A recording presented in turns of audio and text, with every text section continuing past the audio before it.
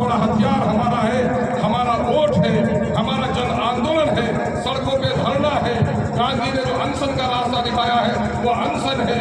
ये सारे काम हमको करने होंगे। लेकिन नेता कब नेता होता है? खाने काबा का इमाम आ जाए और दिगरबा का कोई उससे पीछे नमाज नहीं पढ़ तो इमाम कहलाएगा? वो इंफरादी नमाज होगी। और गांव का हाफिजी अगर खड़ा हो जाए और उसके पीछे सब लोग खड़े हो जाए तो जमात हो जाएगी। जमात नाम है इंसानों की मंसूबाबंद इज्तिमाइयत का। और आज अल्हम्दुलिल्लाह हमें इस बात पर फख्र है और बड़ा इत्मीनान है कि ईश्वर किशनगंज ने पूरे बिहार में मिसाल पेश की है। क्या मिसाल पेश की है? अगर मैं आज अवैसी साहब को बुलाता, झंडा लेके लहराता तो मैं तो जलसा कर लेता। कल कांग्रेस वाले उठते और उसके बाद वो मैडम सोनिया को बुला लेते, झंडा लेके अपना जलसा कर लेते। परसों राजद वाले उठते, वो भी अपना झंडा उठाते, लालू जी को बुला लेते और एक जलसा कर लेते। और क्या होता कि फिर अहले हदीस वाले उठते, हजरत मौलाना खिलजी को बुला लेते, जलसा करा लेते। फिर देवबंदी वाले उठते, महमूद मदनी साहब को, आसद अली साहब को बुला लेते।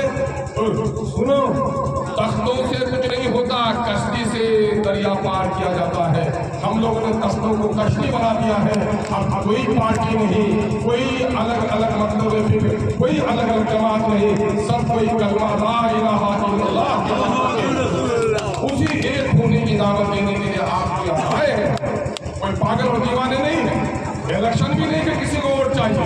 ये तो अल्लाह का करम है कि जिसको जितनी गैरत है उसके दिल में उतनी बेचैनी है। हमारे बहुत सारे लोगों को खबर नहीं पहुंची। जरूरत बात की है कि बहने निकले, बेटियां निकले। ये झगड़ा कैसा है? गुजरात में 2002 में काटा गया और मोदी ने ढटाई के साथ क्या कहा? गौरव यात्रा हम निकालेंगे कि मुसलमानों के खून बहाने पर हमें गौरव हुआ है और फख्र हुआ है।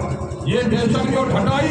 और उस वक्त के वजीर आजम जिसके दिल में शायद तरासी इंसानियत बाकी थी, अटल बिहारी वाजपेयी को कहना पड़ा कि हे मोदी तूने राजधर्म का पालन किया। फिर आप देखेंगे कि बीजेपी सत्ते में आ गई। बाबरी मस्जिद को तोड़कर इसने 288 में अपने आप को कर लिया। गुजरात का दंगा हुआ तो वो आकर गद्दी पर बैठ गया। उसको ये खेल पसंद आ गया है कि हम 15 लाख रुपया किसी के खाते में नहीं भेजेंगे, कोई पूछने वाला नहीं है। हम करोड़ों को रोटी नहीं देंगे, कोई पूछने वाला नहीं है। नोटबंदी कर दे या कोरोना की बंदी कर दे, कोई कुछ बिगाड़ने वाला नहीं है।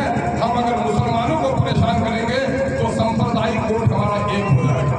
यही वो सिलसिला है।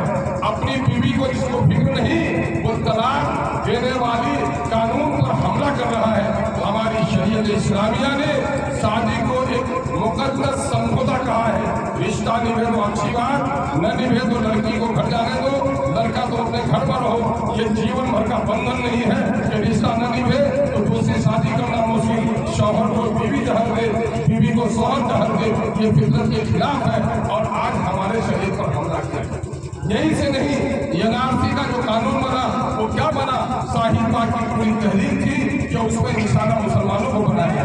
इस मुल्क में जो भी कानून बनना है पार्लियामेंट असेंबली में, उसके लिए जो मूल सिद्धांत है, उसकी जो बुनियाद है वो संविधान है। संविधान से हटकर कोई कानून नहीं बन सकता।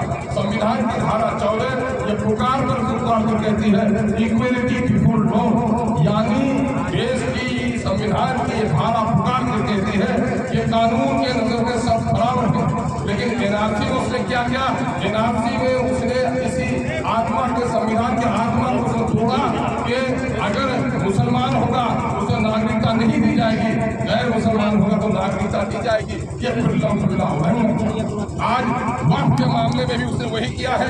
हिंदू भाइयों के न्यास के मामले में कोई मुसलमान मेंबर नहीं हो सकता। और ये मुसलमान भी खुद कहता है कि हम हिंदू भाइयों के धार्मिक मामले में कोई दखलंदाजी करना नहीं चाहते। लेकिन मोदी ने क्या किया है कि मुसलमानों के वक्त की वक्त किसको कहते हैं? वक्त वो तमाम तर चीजें, चाहे आपने लिख कर दिया हो या नहीं लिख कर दिया हो, जिसकी हैसियत मजहबी है, वो सारी चीजें संपत्ति वक्त की है। कहीं मजार है और कोई कागज नहीं है, लेकिन एक बस्ती के 4 आदमी को मार दो और उस मजार को उतार दो, गुस्सा किस पर आएगा?